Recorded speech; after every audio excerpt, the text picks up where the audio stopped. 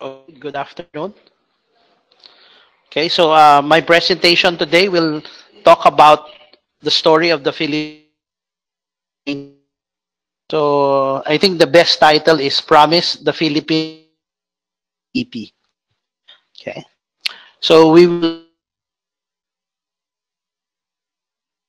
So I guess if we were to talk about the opportunities to seize in the Philippines, I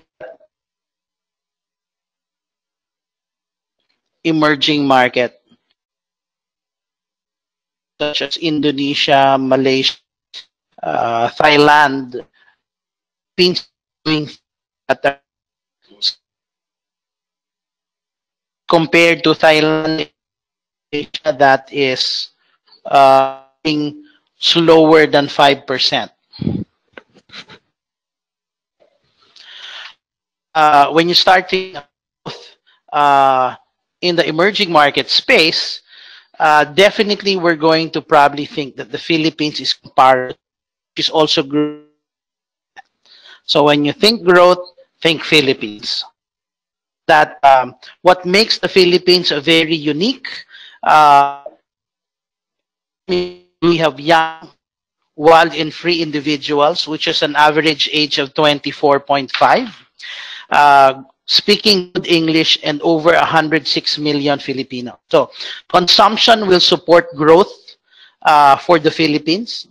And at the same time, the investments in infrastructure will further sustain growth amid concerns of slowing global economy. So when we start thinking about infrastructure growth, we think about the government's build program or build times three. So if we were to look at and earlier, you notice that the participants are looking at the of demo the participants today is that we're seeing people from the Visayas and the Mindanao region. So I think the key growth for the Philippines is that we are creating megapolis, which means we're building bigger cities outside Metro Manila. Okay. So just I've labeled the next slide.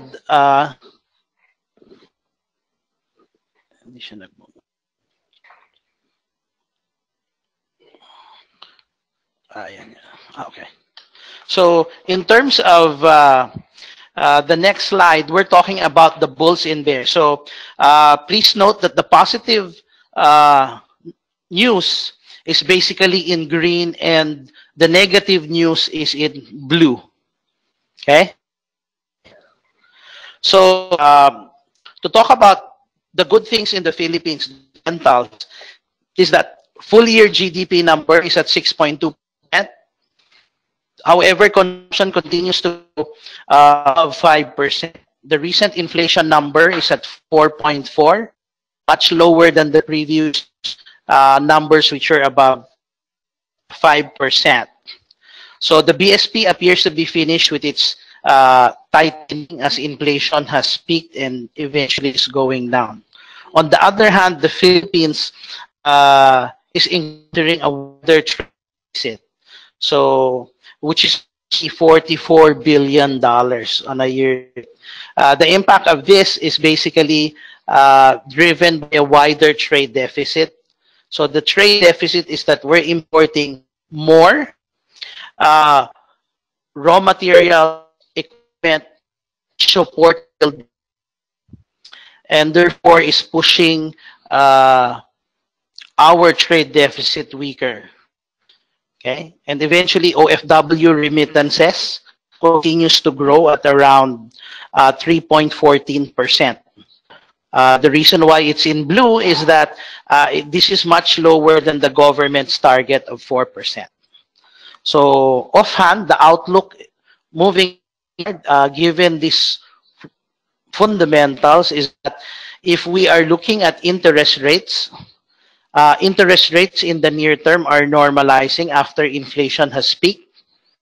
However, with the government's infrastructure program, interest rates over the medium term will remain dead or still near the highs. we're not going to go back to levels early 2018. So just to give you an idea, benchmark rates for rates in early 2018, 2.5%. Stand at around 6%. So we're not to go to 3.5. Probably we will stay between 5%. And probably looking toward the end of the year, would probably stay closer to 7%. Now for 53 level, closer to 52, because of the wider trade deficit. So which means we need to, because we are importing so much equipment and raw materials to support build, there will be a huge demand for the dollar. So the peso remains vulnerable to around 54 levels, despite the continued expectations of remittances and foreign portfolio flows in the stock market. Now, for the stock market, which is hovering near the 8,000 level, in near term, we're looking at 7.5 to around 7.8.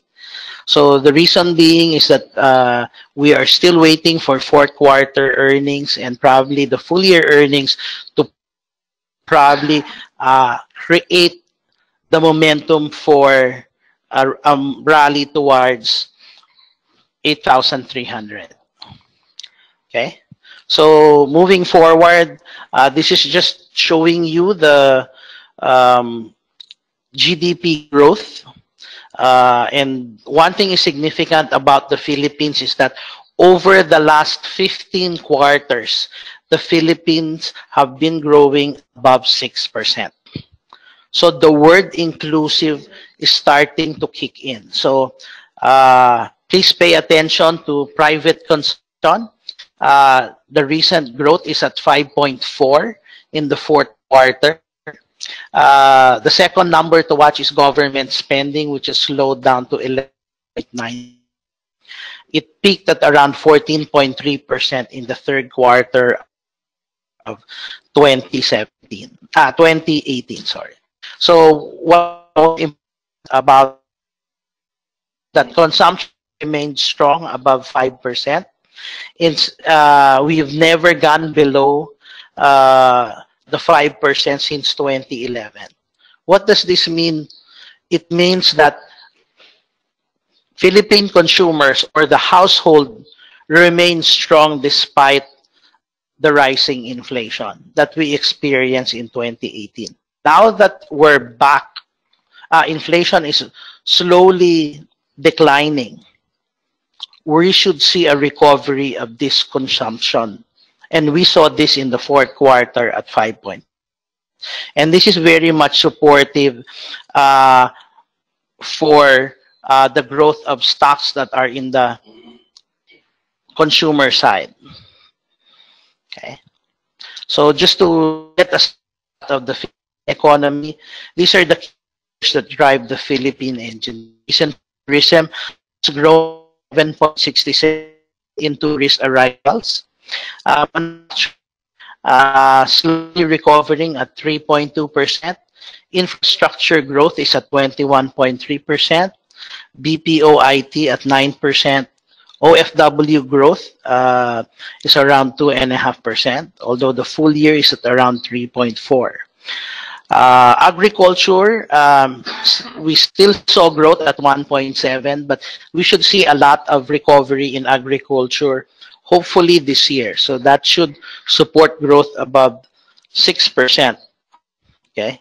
So just sharing with you our forecast. We're looking at the growth of at 6.8 in 2019.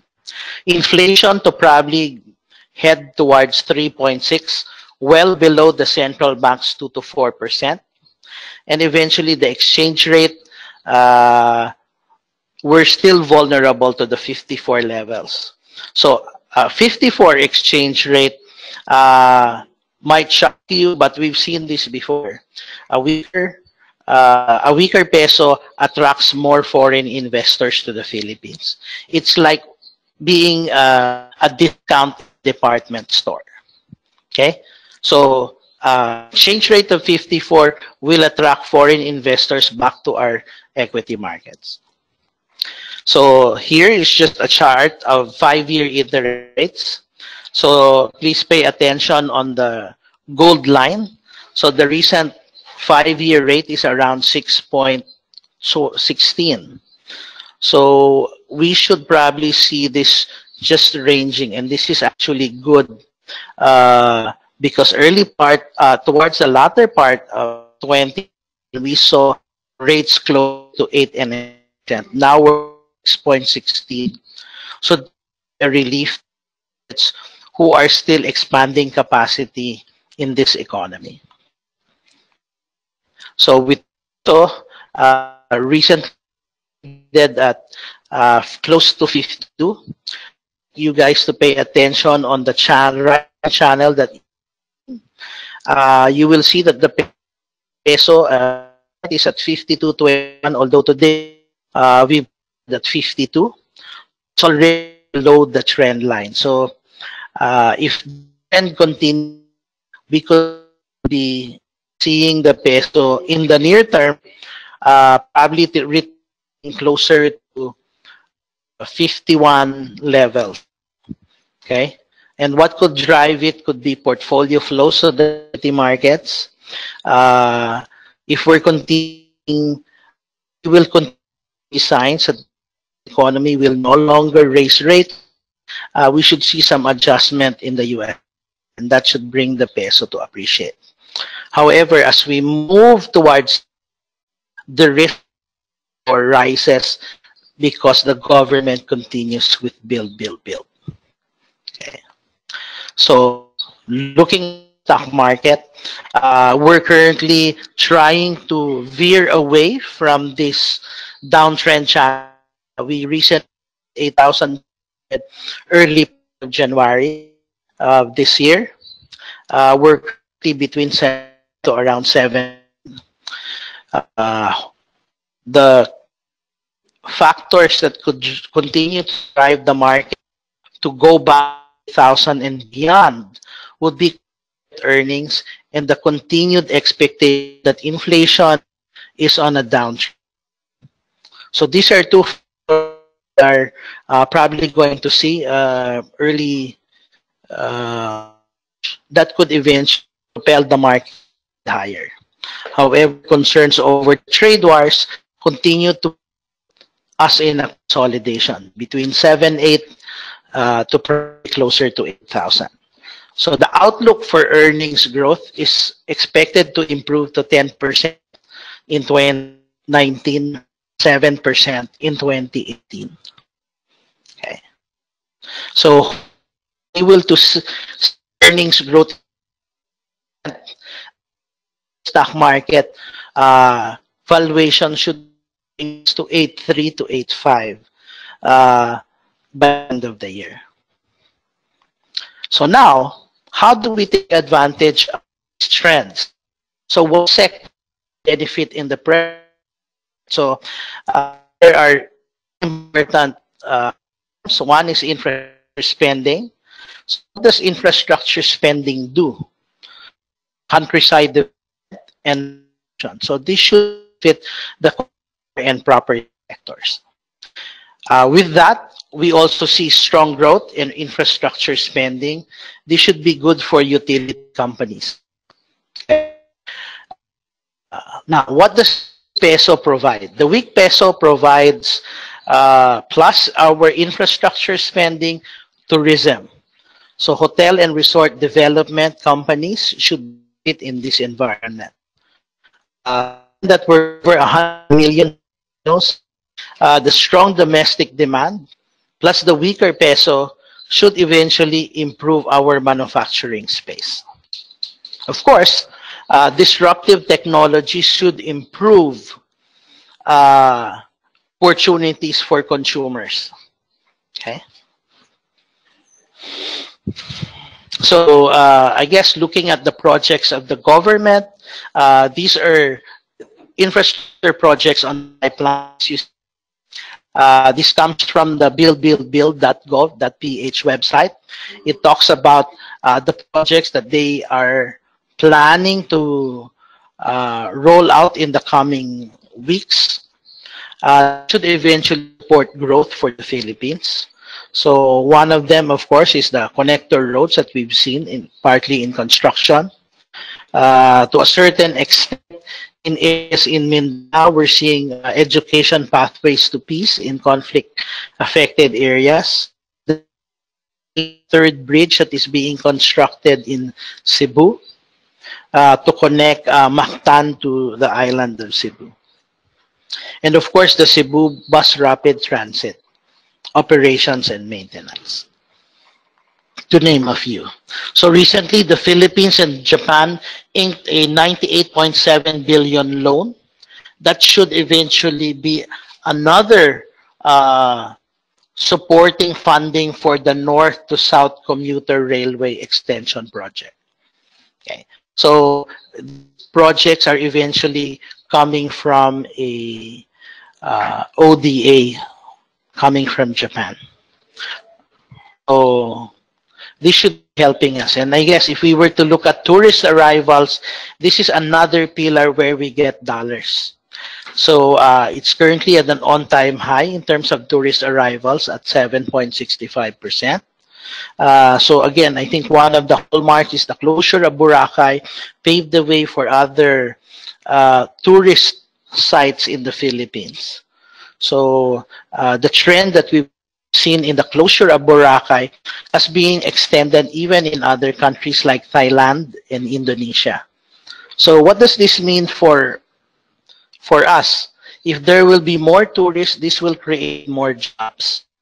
And more jobs will create more activity for the Philippines, both in terms of dollar revenues and at the same time jobs for local here in the Philippines. So what are these disruptive technologies? The use of technology eventually enables the consumer to benefit.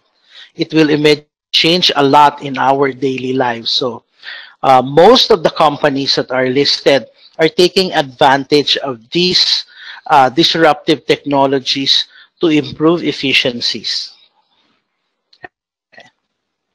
So what now?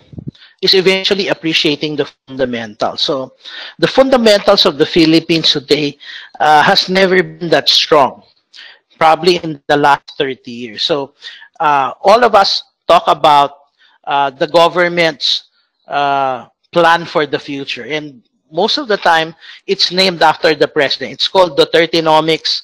But in my presentation, we call it Building for the Future. It's the infrastructure spending, which is the government priority. And if we were to find President Duterte's 10-point agenda, it can be summarized into 3 items.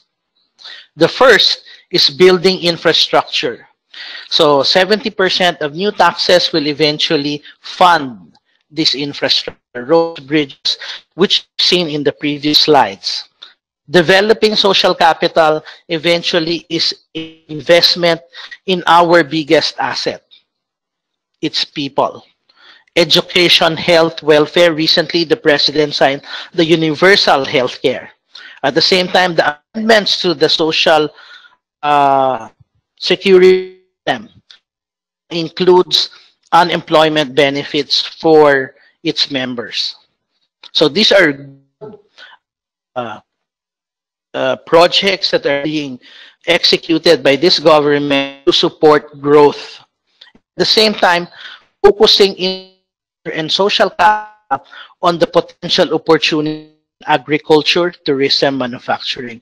These are the key sectors that the administration would like to improve the next 6 years. That should eventually increase growth from the 6 to at least bring it to around 7 to 8% by the end of 2022. So these are the sectors, again, just to probably highlight: agribusiness, tourism, manufacturing. Other sectors tend to improve, such as infrastructure, construction, power, energy, and the outsourcing market. Combined with this infrastructure, we aim to try to lower power costs, streamline business processes to attract foreign investors. Okay? So, here are some of the projects that the government will do. Manila, Luzon, Visayas, and Mindanao. Okay? So, again, just to probably highlight that the government's infrastructure project is not in Luzon, but in other parts of the country. Okay? Later in one of my slides, I will highlight the importance of these projects. Okay? The second is eventually developing social capital. So basically, right now, the only thing that we could see from this projects is basically creating new classrooms.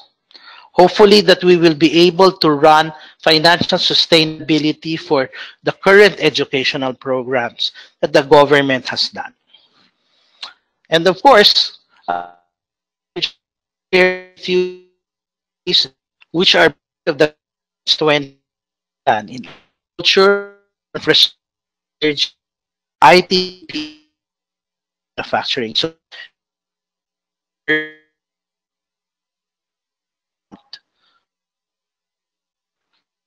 however, agriculture, tourism, and manufacturing remains the key sector that we need to support growth.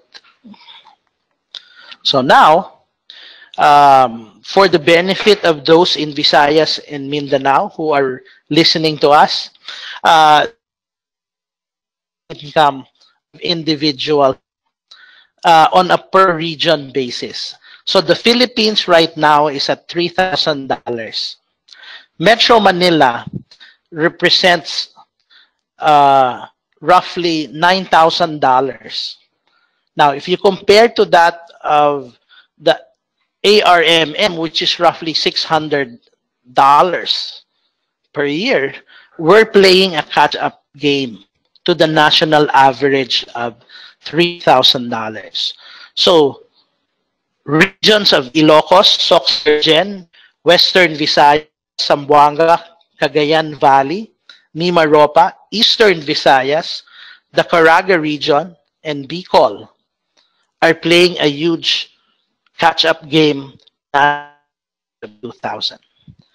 And we know that over the past years, we've seen the growth in the Philippine economy. So the next slide highlights a different story. The one in red is the regional GDP over a period of 2012 to 2017, which represent that the growth rate of the Philippines is averaging 0.3%. However, taking the last 2 years, 2016 and 2017 alone, highlights a rapid growth in areas such as Mimaropa, the Bicol region, the Zamboanga Peninsula, which are growing between 8 to 10%. Now, if spend way outside Metro Manila, that over the last 30 years, most of these projects were more concentrated in the island of Luzon. So this is clear evidence that the present government strategy is working and at the same time reflecting in the regional GDP numbers of our regions. So, talking that. So now we need to know what are the risks. Okay, so we know that the fundamentals in the Philippines are strong, but there are other headwinds that we need to prepare for. What are they? So I've identified 4. One is the trade war. How will it affect the Philippines? This will mean higher costs and probably impact corporate profitability. So similarly, is positive and blue is negative. So what can we do to eventually offset the trade wars, expand to new markets. That's what the Philippines has been doing for quite some time. In certain companies that are affected, they are increasing share in existing markets and eventually source cheaper suppliers. Okay, so this is what companies should do to offset the higher costs. Slower global growth, which means lower demand, lower consumption and investments. And what is the government doing? Increase government infra spending. We're already doing this. So this should be no problem to us. We should develop new markets and reduce expenses. So this is eventually, I think, most of the companies have been doing for some time. The geopolitical conflicts will eventually mean lower inward remittances. We need to improve our OFW skills and probably look at other areas where we could benefit. Rising global oil prices will mean higher inflation, so we need to manage currency volatility. Issues about the Asia's waterways is a flashpoint. We don't have much military, so the best thing that we can do is pray that it doesn't happen. And of course, one of the risks with the industrial revolution are cyber attacks. So corporate reputation and profitability at risk. So prudent practices and investment in cyber risk management. So these are the, I think, the major key events. If we were to look at presented here, the Philippines is prepared to address the slowing global growth. The government in its agenda, economic agenda, has already prepared for. And we are being shielded because of our government's infrastructure program. So if you think that these things will materialize, the key answer is we will survive. So what do we do now? We just have to keep on investing, eventually save more and pray harder. So we keep investing in sectors that I've highlighted in the presentation. So are the consumer, real estate, okay, and infrastructure, construction. So these are the sectors that would continue to improve over the next few years. As an economy, we need to spend more because consumption is roughly 70% of our economy, and eventually pray harder so that these risks would probably not materialize and see a better Philippines. So this is the end of my presentation. So I will open the floor for questions.